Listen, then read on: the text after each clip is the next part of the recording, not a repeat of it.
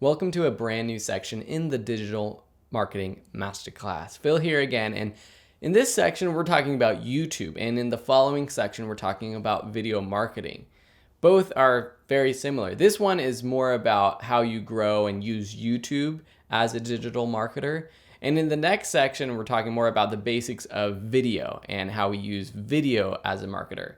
Now that might seem a little bit confusing to you, but hopefully it'll be clear as we go forward. But before we talk about YouTube and using YouTube, I have a question for you.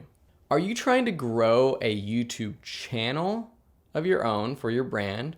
Or are you just trying to find a place to host your videos online so that you can share them either via social media or on your website, or just direct people to where it's hosted, like YouTube?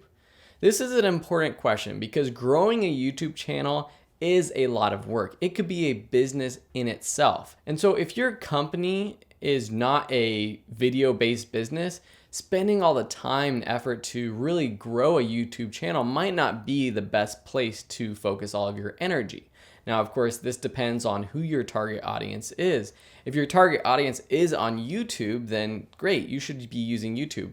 But if your target audience isn't on YouTube and they're not watching YouTube videos, you might better spend your time on another platform like Pinterest or on other social media platforms. There are lots of ways and places to actually just host your video content.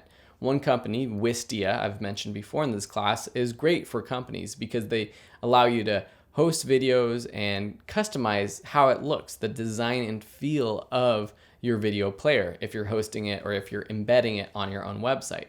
Vimeo is another one for video. Also, you can upload your videos directly to social media platforms now, like Facebook or Twitter, Instagram, Snapchat. The videos that you post on these different platforms are going to be a little bit different because there are restrictions. Not only in the restriction of the platform, like on Instagram, where you can't post videos currently over a minute long, but also in terms of the expectations of the viewer. People on Instagram and Snapchat are looking for short, sweet videos. They're not going to want to sit through a 2-3 minute promo video or just other type of video.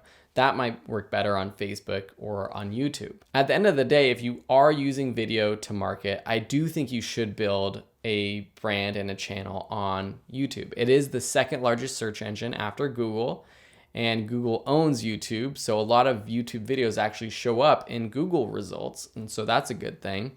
There are millions of people using YouTube every day. It's great for mobile devices.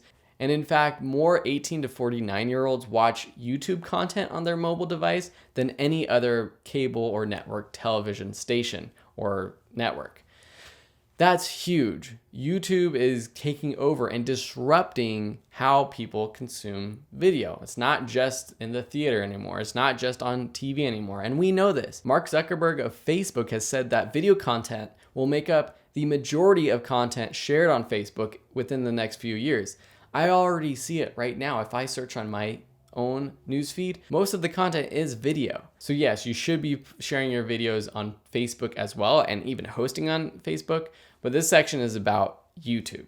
And as a marketer, how do we use YouTube properly? Well, it's basically the beginning of our funnel. It's where people become aware of us. If you remember AIDA and our other funnels, it's that awareness phase. And it's where people can start to get interested in our brand. So your video lives on YouTube, or maybe you embed it on your own website, or you share it on social media, and that drives interest.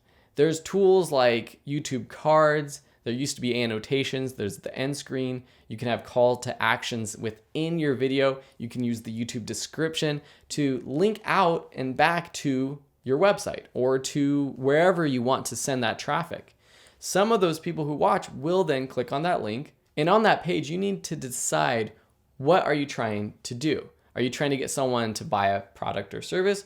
Are you trying to get someone to sign up for an email list? Or are you just trying to get someone more aware of you, and are you just sending them to a blog article, for example? Typically with my YouTube funnels, I try to get people on my email list first. Remember, that's the highest converting tool that we have as marketers.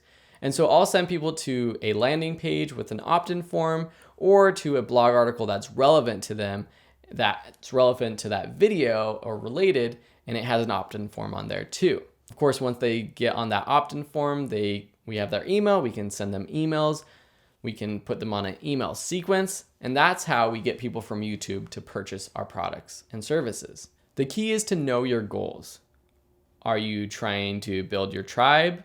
Are you increasing website traffic? Are you trying to capture a lead? Are you just building your brand, or are you trying to make that sale? This is going to determine what types of videos you actually create and put on YouTube.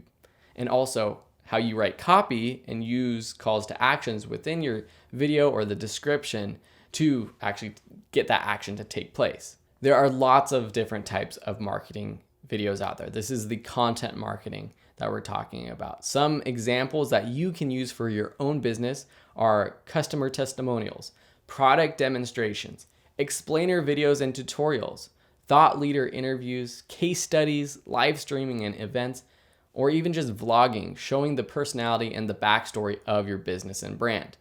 And as people become so aware, they have so much information at their fingertips, we're more aware of who the companies are, what their story is, it's important to share your story. And that's what you can do with video. In the beginning, this might seem overwhelming, but at the very least, you should have some sort of explainer video about what your company is, who you are, and if you can, start to gather some testimonials and putting those on YouTube as well.